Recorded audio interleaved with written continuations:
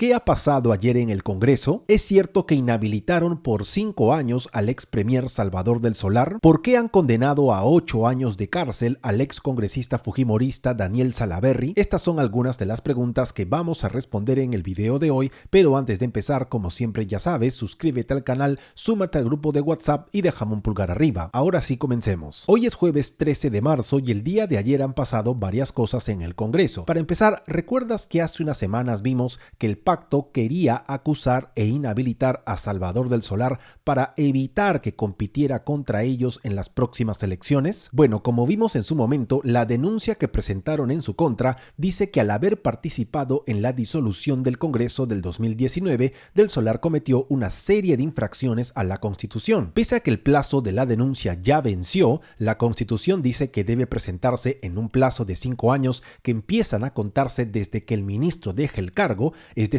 desde septiembre del 2019, pese a que el Congreso ha respetado este plazo en otros casos, pero no en este, y pese a que hay un fallo del Tribunal Constitucional del 2020 que declaró la constitucionalidad de la disolución del Congreso, el día de ayer, miércoles 12 de marzo, la Comisión Permanente aprobó un informe que recomienda acusar e inhabilitar a Salvador del Solar por 5 años para el ejercicio de la función pública. En declaraciones a los medios, algunos congresistas han dicho que este tema está zanjado, pero lo cierto es que la acusación e inhabilitación tendrán que ser ratificadas en el Pleno del Congreso. Lo más probable es que suceda. El pacto tiene los votos para aprobarlo, pero la votación se llevará a cabo en las próximas semanas. En la misma línea que del Solar, la Comisión Permanente aprobó un informe que recomienda acusar e inhabilitar por 10 años a Martín Vizcarra, también por la disolución del Congreso. De aprobarse en el Pleno, será la tercera inhabilitación que se le aplica para evitar que postule en las próximas elecciones. Con respecto al ex ministro de Justicia y ex premier Vicente Ceballos,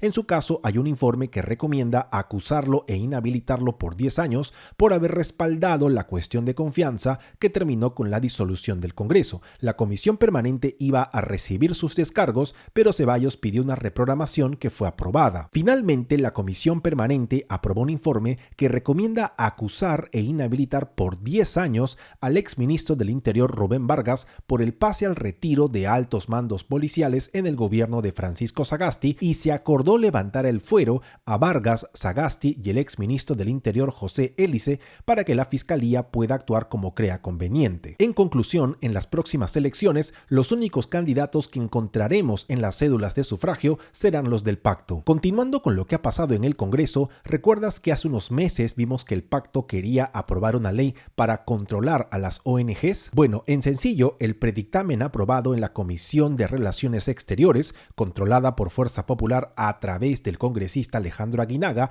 establecía que había que controlar a las ONGs porque no dicen qué hacen con el dinero que reciben y en muchos casos son fachadas de rojos y caviares que se entrometen en política. Como suele suceder en estos casos, esto es mentira. Cualquier persona que ingrese al portal de la Agencia Peruana de Cooperación Internacional, conocida como APSI, obtendrá la información que necesite, pero como al Congreso no le gusta que algunas ONGs critiquen su trabajo, defiendan los derechos humanos o enciendan alarmas internacionales, el día de ayer, con 81 votos a favor de los partidos que te debe de estar imaginando, Fuerza Popular, Alianza para el Progreso, Podemos, Perú Libre, Renovación, Bloque Magisterial, Avanza, Somos Perú y Honor y Democracia, la ley fue aprobada y exonerada de segunda votación. Cuando Dina Boluarte promulgue la ley, el Consejo Directivo de la APSI estará conformado por el ministro de Relaciones Exteriores, un representante de la PCM y otro del Ministerio de Economía, permitiendo que el gobierno tenga mayor poder de decisión. Además, se va a considerar como infracción grave que las ONGs financien actividades que vayan contra el orden público, la seguridad, la defensa nacional y el orden interno, es decir, cualquier tipo de movilización en contra del gobierno. ¿Recuerdas que hace un momento te dije que la supuesta falta de transparencia en el financiamiento era un cuentazo? Bueno, para demostrar que el verdadero objetivo del Congreso es deshacerse de las molestas ONGs que defienden los derechos humanos, como sucedió con los muertos y heridos en las marchas a nivel nacional, la nueva ley contra las ONG incluye un nuevo artículo que dice exactamente lo siguiente sobre el uso indebido de fondos, abro comillas, constituye uso indebido utilizar los citados recursos para asesorar asistir o financiar de cualquier forma o modalidad acciones administrativas, judiciales o de otra naturaleza en instancias nacionales o internacionales contra el Estado peruano. En pocas palabras, si alguien es asesinado en una protesta por un policía o un militar, las ONGs no podrán asesorar a la familia, no podrán ayudarla a viajar a Lima en caso se encuentre en alguna región, ni podrá brindar ningún tipo de ayuda para que el caso llegue a instancias internacionales porque estaría cometiendo una infracción grave. Solo para terminar, en el pleno de ayer se aprobó la creación de una comisión especial para investigar el acuerdo de colaboración de Odebrecht. Lo único que se espera de este grupo de trabajo es que gaste miles de soles en sueldos de asesores cercanos a los partidos del pacto. Además, se aprobó una moción que declara al Tren de Aragua como organización terrorista, algo que, como sabemos, no va a servir de nada. ¿Recuerdas que en diciembre del año pasado el Congreso eliminó la llamada ley antiusura, una ley que imponía topes a las tasas de interés? Bueno, como vimos en su momento, la ley fue aprobada para que los bancos y los grupos financieros no abusen con las penalidades, comisiones y tasas de interés en sus productos. Sin embargo, con la excusa de que mucha gente estaba quedando fuera del sistema financiero y acudiendo a los préstamos gota a gota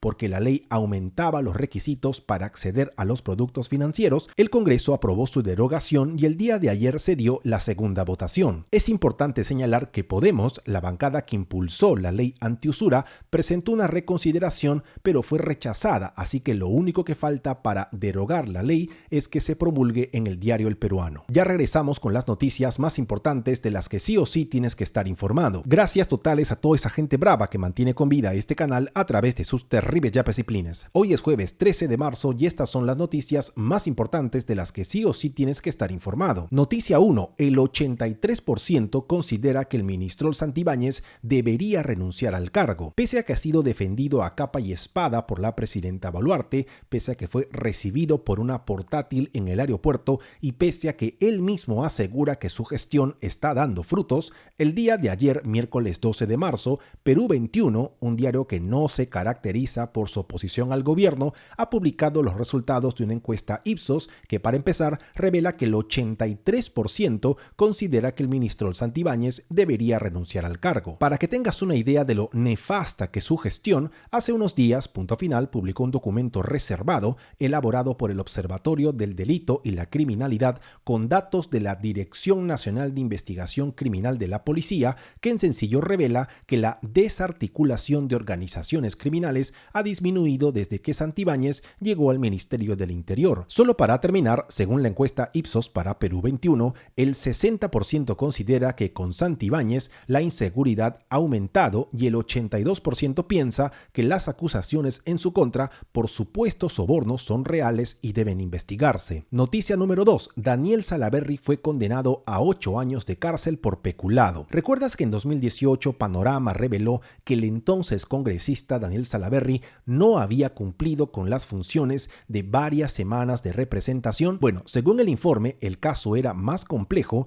porque además de no cumplir con lo que tenía que hacer y cobrar el bono de 2.800 soles por semana, Salaverry habría presentado informes con información falsa, es decir, imágenes de supuestas actividades que nunca realizó. ¿Por qué es importante recordar esto? Lo que pasa es que ayer, miércoles 12 de marzo, la Sala Penal Especial de la Corte Suprema condenó a 8 años de prisión efectiva a Salaverry por haber cometido los delitos de peculado doloso por apropiación para sí y peculado por apropiación para otros, es decir, por apropiarse de unos 10.000 soles por las semanas de representación que no cumplió. En la audiencia de adelanto de sentencia, la sala señaló que la condena no se va a ejecutar, es decir, que Salaverry no va a ir a la cárcel hasta que quede firme. Mientras tanto, el ex congresista fujimorista y ex candidato presidencial de Somos Perú tendrá que cumplir con una serie de reglas de conducta y pagar una indemnización. En una entrevista en Exitosa, Salaverry dijo que la condena no tiene sentido porque el dinero que recibió por las semanas de representación